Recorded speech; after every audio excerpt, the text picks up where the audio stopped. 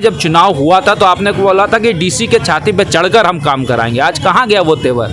मुझे लगता है कि डीसी को आप खुश करने में, आप तो मंत्री हैं, मंत्री के अधीन डीसी आता है, एक बार फटकार लगाएंगे तुरंत डीसी को कैंसिल करना। ये सिर्फ गोड्डा में थोड़े ना होगा, दुमका में भी हुआ, देवघर में भी हुआ, तो गोड्डा में क्यों इस तरह की समस्या उत्पन्न हो रही है? समस्या आज की डेट में बिजली की स्थिति बद से बदतर हो गई है। यहाँ के मंत्री को चाहिए कि सिर्फ रील्स बनाने के लिए आप बिजली विभाग नहीं चाहे, सिर्फ मीटिंग पे मीटिंग करने के लिए आप मीटिंग ना करें, आप ऊपर से प्रेशर देकर 40 मेगावाट बिजली गोड्डा जिला को दिलवाए। जब तक आप 40 मेगावाट बिजली नहीं दिलवाएंगे इस तरह की स्थिति परिस्थिति रहेगी। ये नगर परिषद जो आप देख रहे हो सामने, ये लूट का अड्डा है कि आज जो कर्मी है उसको हड़ताल में बैठना पड़ रहा है। हाई मास्ट लाइट 10-10 लाख का लग रहा है, जिसका एस्टिमेट 3 लाख का होता। हड़ताल तोड़वाने के लिए आप मंत्री नहीं बने हैं कि हड़ताल आप भविष्य में तोड़वा देंगे। वो हड़ताल में ना बैठे, इसकी नौबत नहीं आनी चाहिए, जिसके कारण यहाँ के जनता को, यहाँ के शहरवासियों को काफ़ी 6 महीने बीत गए। 6 महीनों में 6 बड़े मुद्दे जनता ने मंत्री के पास रखे। पहला सर, सबसे पहले तो आपका स्वागत है हमारा चैनल पर।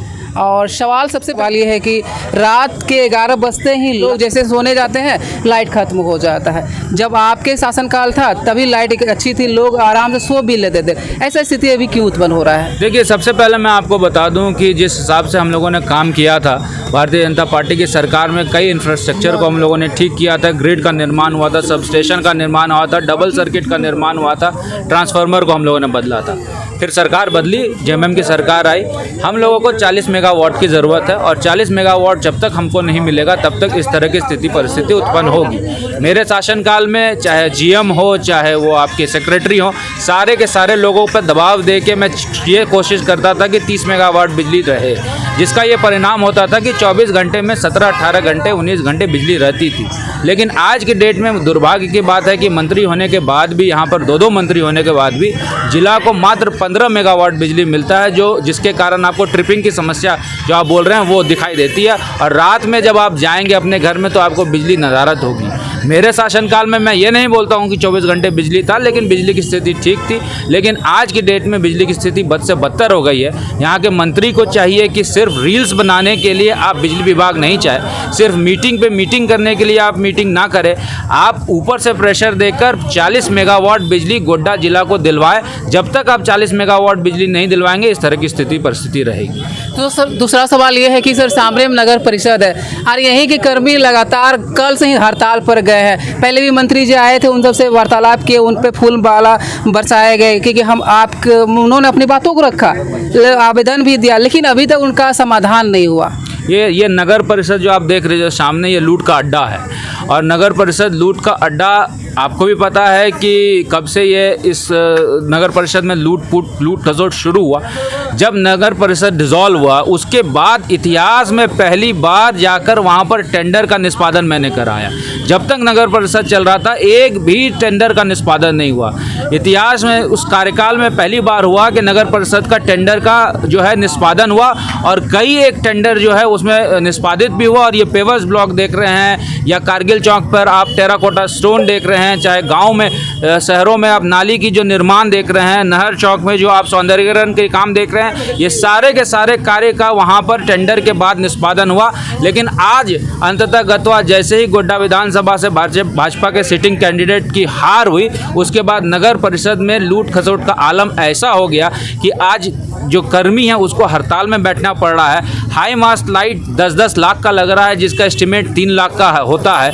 और मैं तो ये कहूँगा कि आज आप मंत्री भी हैं और श्रम मंत्रालय के मंत्री हैं, श्रम विभाग में उनका मामला पेंडिंग है, पीएफ का मामला पेंडिंग है, उसको श्रम विभाग द्वारा नोटिफिकेशन है, उस पर जो उनको वेतन मिलना चाहिए था वो नहीं मिल पा रहा है। अब सारा का सारा जो है जिम्मेदारी तो श्रम विभाग में आ गया। और सौभाग्य की बात कहे या दुर्भाग्य की बात कहे, मंत्री भी इसी जिले के हैं तो उनको इन सब में काम करना चाहिए। और यहाँ पर हड़ताल में बैठने की नौबत ही नहीं आनी चाहिए। हड़ताल तोड़वाने के लिए आप मंत्री नहीं बने हैं कि हड़ताल आप भविष्य में तोड़वा देंगे।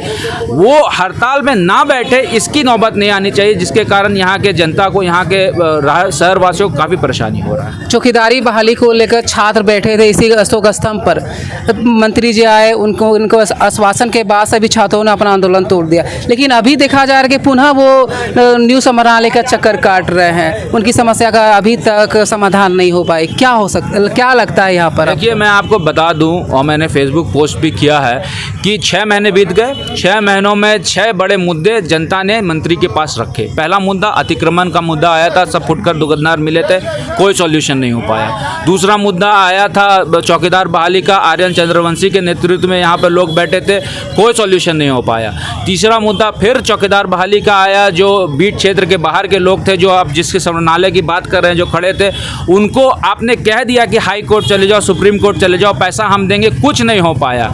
उसके बाद यहाँ पर देखिए कि अडानी का मुद्दा आया, जिसमें हड़ताल आपने तोड़वा दिया, वहाँ पे पैसा उनका पेंडिंग हो गया, कोई जस्टिस उनको नहीं मिल पाया। ऐसे तमाम मुद्दों को अगर लगे, यहाँ पर टीचर ने आंदोलन किया था, आपने चेहरा नहीं दिखाया, टीचर के आंदोलन में आपने कुछ नहीं करा। तो आपके पास 6 महीने में 6 मुद्दा यहाँ की जनता ने आपके समक्ष रखा था और 6 के 6 मुद्दे पे आप फेल हुए। तो मुझे ऐसा लगता है कि चौकीदार बहाली की जो आप बात कर रहे हैं, उसी भी उस क्रम का मुद्दा है। वो सिर्फ और सिर्फ इतना है कि आपने जब चुनाव हुआ था तो आपने बोला था कि डीसी के छाती पे चढ़कर हम काम कराएंगे। आज कहाँ गया वो तेवर? मुझे लगता है कि डीसी को आप खुश करने में, आप तो मंत्री हैं, मंत्री के अधीन डीसी आता है, एक बार फटकार लगाएंगे तुरंत डीसी को कैंसिल करना। ये सिर्फ गोड्डा में थोड़े ना होगा, दुमका में भी हुआ, देवघर में भी हुआ, तो गोड्डा में क्यों इस तरह की समस्या उत्पन्न हो रही है? समस्या तब उत्पन्न होती है जब सारे के सारे सीट बेच दिए जाते हैं और आप सिर्फ मूक दर्शक बन जाते हैं, जिसके कारण आप नहीं बोल पाते। और जब आप नहीं बोलते हैं तो इस तरह का जो है कोई परिणाम निकल के नहीं आता है। आंदोलन के बावजूद, आपके एश्योरेंस के बावजूद आप बोलते हैं कि हाई कोर्ट चले जाओ, पैसा हम देंगे, पैसा भी नहीं मिलता है। तो दुर्भाग्य से ज़्यादा तो और कुछ हो ही नहीं सकता। अडानी गेट पर जो कर्मी लोग बैठे हुए थे, मंत्री जी का आश्वासन के बाद पुनः उनको ले लिया गया है, फिर उसके बाद सामने आ रहा है कि उनके वेतन को आधा कर दिया गया। क्या लगता है कि ऐसा होना कहाँ तक जायज़ है? देखिए, मुझे ऐसा लगता है कि अडानी प्रकरण में जस्टिस युवाओं के साथ नहीं हुआ। 15 दिन का वेतन उनका काट लिया गया है।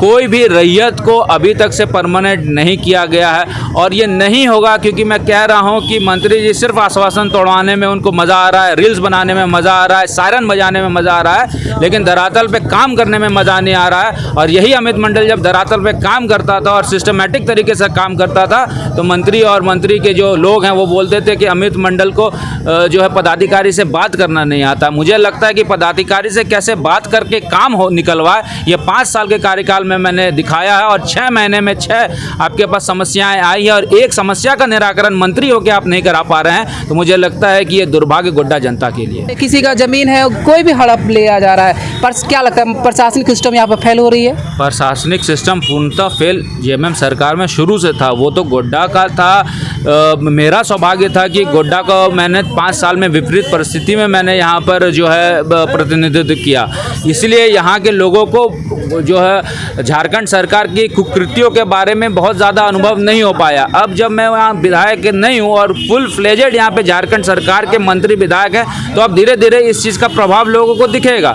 मैं 2 बात आपको कह रहा हूँ कि 2 बात इस 5 साल के कार्यकाल में 2 काम जरूर होगा। एक थाने की दलाली जरूर होगी और टेंडर मैनेज जरूर होगा।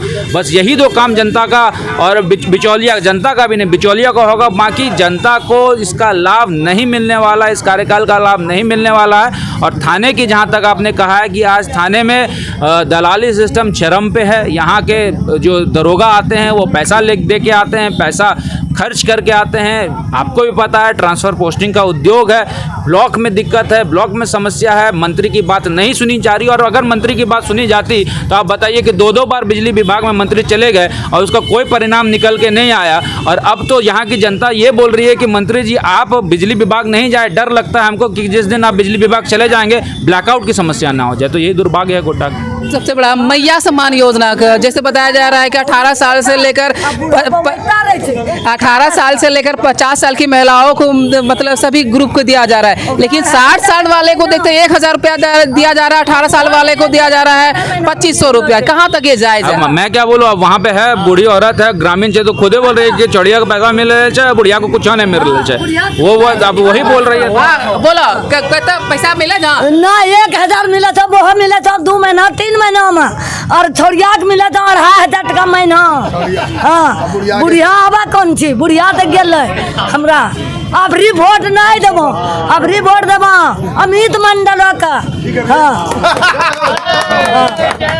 ये तमाम चीज़ें थी, तमाम मुद्दों पर हमने बातें की। हमारे साथ बात कर रहे थे गोड्डा के फॉर्मर विधायक अमित कुमार मंडल। आपको ये खबर कैसा लगा कमेंट में अपनी राय जरूर दें। Thank you so much watching the खबर।